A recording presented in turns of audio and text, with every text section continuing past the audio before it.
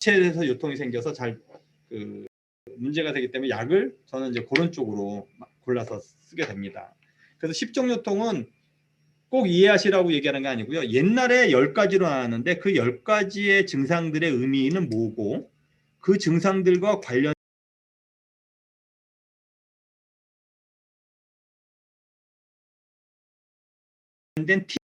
티슈는 뭘까? 네?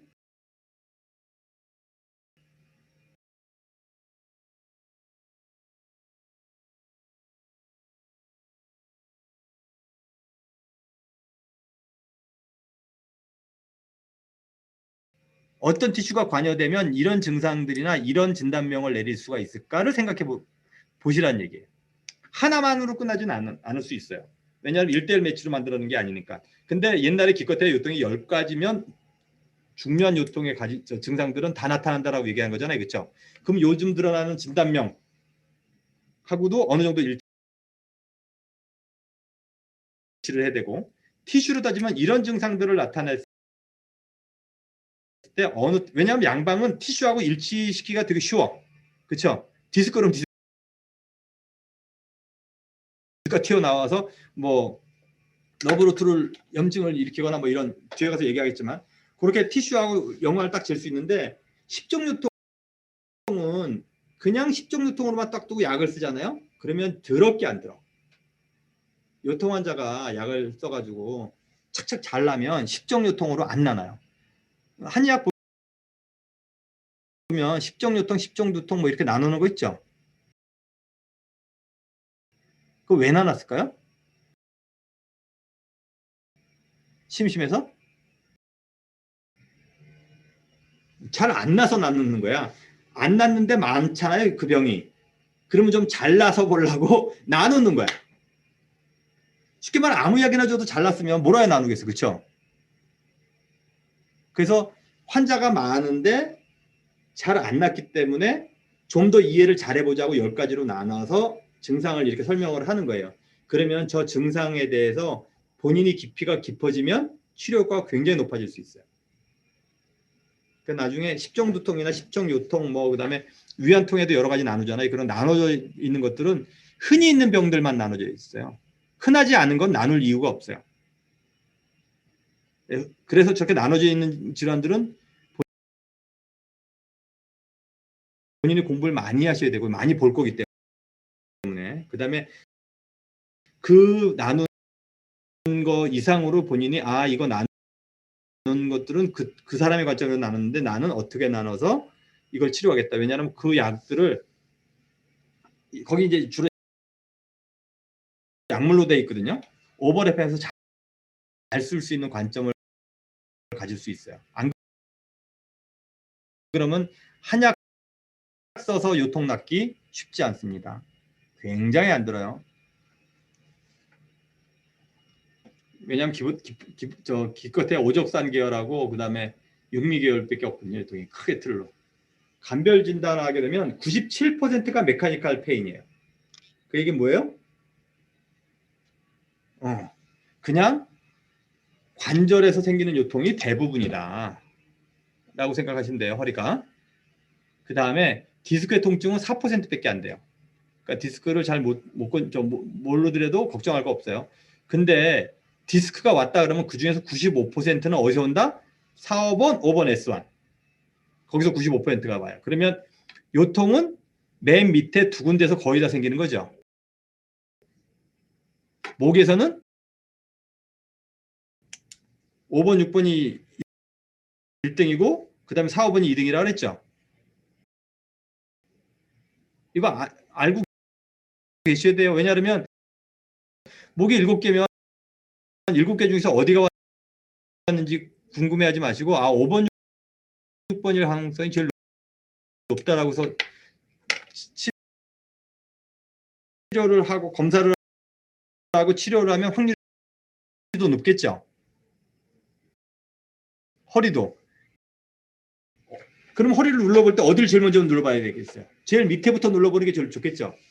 위에부터 눌러보는 것보다. 네? 그리고 누를 때도 거기에 대해서 좀 더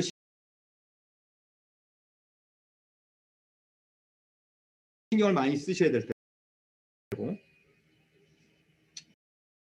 침을 놓을 때도 잘 모르면 5번, 6번, 5번하고 4, 5번 S1을 제일 먼저 놓으셔야 돼요. 왜? 거기가 허리 무브먼트가 제일 많기 때문에 요통이 제일 많이 생기는 거예요. 우리가 계속 그랬잖아요. 많이 써서 생긴다. 거기가 제일 많이 움직여져요. 그러면 거기는 기본적으로 피곤하죠. 허리가. 그러니까 4, 5번하고 5번 S1을 손을 안 대고 침 놓는 건 요통을 못 보는 거야. 왜? 거기는 벌써 신호가 제일 많이 와 있고 제일 많이 힘들고 에이징도 제일 많이 돼 있고, 그러니까 4, 5번하고 5번에서는 무조건 침을 놓을 수밖에 없어. 허리가 어디가 아프든지 간에. 근데 거기만 놓느냐? 거기하고 다른 데도 놓느냐? 그래서 이거는 굉장히 중요한 인포메이션이에요.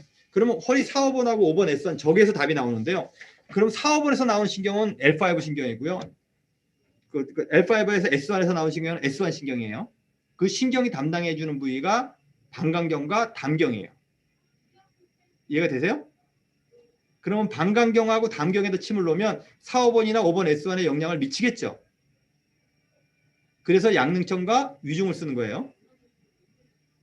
음경에 있는 혈달은 거의 안 쓰는 거예요. 우리가 아까 목일 때 소장경 쓰지 말고 내가 합곡에다 쓰라고 얘기를 했잖아요. 합곡에다 쓰면 어떻게 돼요? 5, 6번에 디스크가 제일 많이 생기니까 합곡에다 놓으면 5, 6번에 변화가 생겨서 5, 6번의 문제가 좋아질 수 있다. 왜냐하면 그 스파이널 코드에서 신호를 보내서 5, 6번의 변화를 만들어내잖아요. 그래서 허리 아플 때 4, 5번과 5번 S1에다 침을 놓는 양천이나 위중에다 놓는 게 허리가 거기서 요통이 제일 많이 생기고 경험적으로 거기가 혈자리가 제일 좋기 때문에 한약의 요통의 기본은 신호라고 얘기했지만 신경을 안 쓰고 방광경을 제일 많이 쓰고 그 다음에 담경을 썼다. 세컨으로. 그걸 이해하실 수 있는 거예요. 그 다음에 0.2%가 카우다 이쿠나고요. 나머지는 요통이 아닌 캔서나 이런 것 때문에 오는데, 이런 요통들의 특징은 뭐예요? 메카니컬한 통증이나 허니에이터 디스크 통증은요, 허리를 쓰고 나면 아파지겠죠. 근데 캔서 페인이가 허리에서 오인되지 않은 통증은 언제 더 아파질지 아무도 모르죠. 가만히 누워있는데도 허리가 갑자기 확 심하게 아파져. 이거는 메카니컬한 통증이 아니라는 거예요. 간단하게 근골격계 질환의 특징은 뭐예요? 근골격계를 움직이거나 쓸 때, 제가 뭐라 했어요? 티슈가 일을 할 때 더 아파진다라고 얘기했죠. 티슈가 관여된 통증은 티슈를 쓸 때 아파야 되는데 가만히 누워있을 땐 티슈가 안 쓰잖아요. 그쵸? 별로. 근데 더 아파져. 그러면 티슈에서 오리진되는 통증이, 저거 한 변하는 게 굉장히 중요해요. 왜냐하면 신결석 환자를 내가 굉장히 잘 진단해 주거든요. 환자가 왔을 때 언제 제일 아파요? 자다가 아파서 깼어요. 막 이렇게 얘기를 하거든요. 허리가 아파서 자다가 깼대. 그러면 아니 자다가 허리를 얼마나 많이 써? 낮에보다 밤에 자다가 더 아프면 이상하잖아. 그쵸? 밤에 누워서 자는 게 허리를 더 많이 쓰는 걸까요? 활동하는 게 더 많이 쓰는 걸까요? 그래서 그러면 내장기성 보통 통증이라고 얘기를 하고요. 내장기성 통증 중에서 굉장히 예리한 통증을 나타내는 게 신결석의 특징이고요. 그래서 신결석은 진단하기 되게 쉬워요. 신수인데 이렇게 딱, 신수가 이제 키드니 바깥에 있잖아요. 거기 탁 두들기면 안에서 이 키드니 스톤이 바이브레이션 돼서 엄청나게 예리한 통증이 나타나요. 그 바이브레이션이 일으키는 거거든요. 그럼 환자가 날 딱 째려보죠. 그러면 제가 그 방사선 선생님한테 IBP에서 레날 스톤이 의심이 되니까 진단해 주세요. 이런 방사까지 딱 보내면 방사선이 되게 놀래요. 레나스턴 찾는데 양방사선이 굉장히 오래 걸리거든요.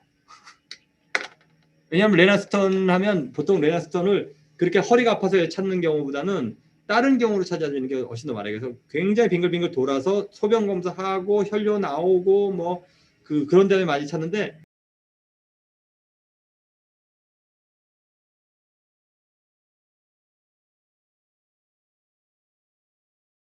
그래서 IBP를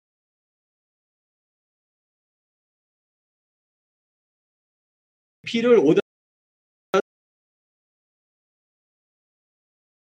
처음에 내는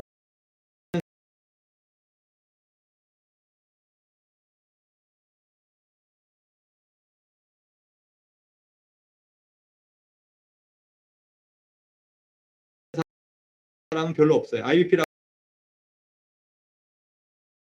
조영제를 집어넣어서 레나스턴이 있는지 보는 거거든요. 보통은 엑스레이 찍고 초음파 찍고 그 다음